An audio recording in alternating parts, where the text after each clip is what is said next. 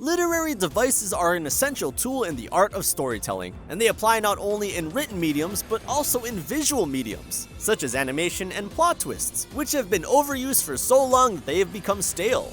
Despite that, it is still the most important literary device to be used throughout the medium of storytelling. Okay, let me explain it in English. This method of storytelling has been continuously used on and on and on and on. But despite that, it still grips the attention of the audiences. You may be wondering, how? Well, I'm going to explain it to you guys in today's video, where we'll be discussing some of the most mind-blowing anime plot twists that shook viewers all around the world. Let's get started on the video then, shall we?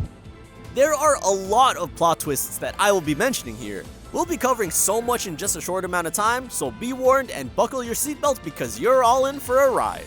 First off, we have Neon Genesis Evangelion. Hold up, wait a minute. Yeah, there's a reason I said that, because this is one of those anime that can either give you a new experience or scar you for life. Anyways, the plot twist here is that what may appear to be a good old mecha anime actually deals with very religious and sinister themes that is introduced as the first example of a subverted trope in the anime industry.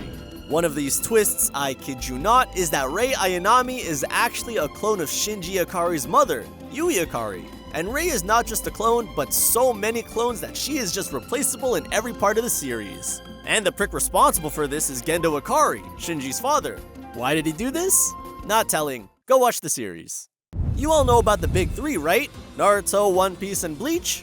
Well, these shows have their own fair share of plot twists as well, but we'll be talking about Bleach's first, where it involves a pretty famous character and... Hold up, wait a minute. Because you all pretty much know who that damn character is. Sosuke Aizen, the mastermind of the Arankars, turns out to be a huge villain at the end of the Soul Society arc, which is arguably one of the many great anime arcs of all time. This twist just had my jaw dropped. It was as if Clark Kent became Homelander all of a sudden. Let's not forget Lelouch's sacrifice at the end of the Code Geass series, where we did discuss his motives and end goals in our 5 anime villains who were right video, which you can definitely check that out after the video in case you missed it. While his whole plan of taking over the Britannian Empire was in the works through his alter ego Zero, he did take over the Empire but decided to rule as a tyrant. At the end of the series, he staged his own death at the hands of Suzuku Kurugi, who donned the mask of Zero and killed him according to Lelouch's request.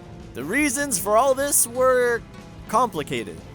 You may have heard of Koro-sensei and his adventures in Assassination Classroom, right? You know, that yellow octopus thing that told his students to kill him within 30 days, otherwise he would kill all of humanity?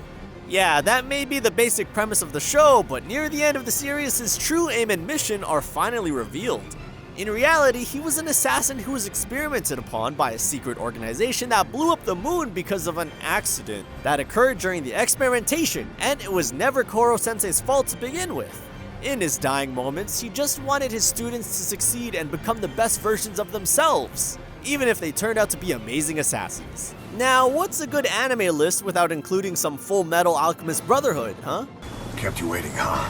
The Philosopher's Stone that Edward and Alphonse have been trying so hard to find, which seems to override the laws of alchemy, has actually a working method that there are living souls trapped within the Philosopher's Stone, which completes the law of equivalent exchange.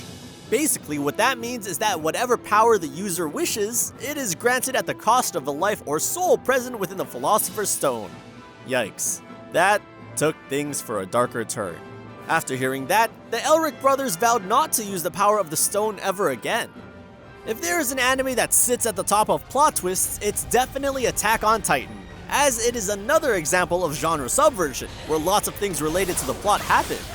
Firstly, in Season 2, you get the real identities of the Colossal Titan and the Armored Titan, who are none other than Berthold and Reiner, both members of the Survey Corps and the same division that Eren and the main cast are in.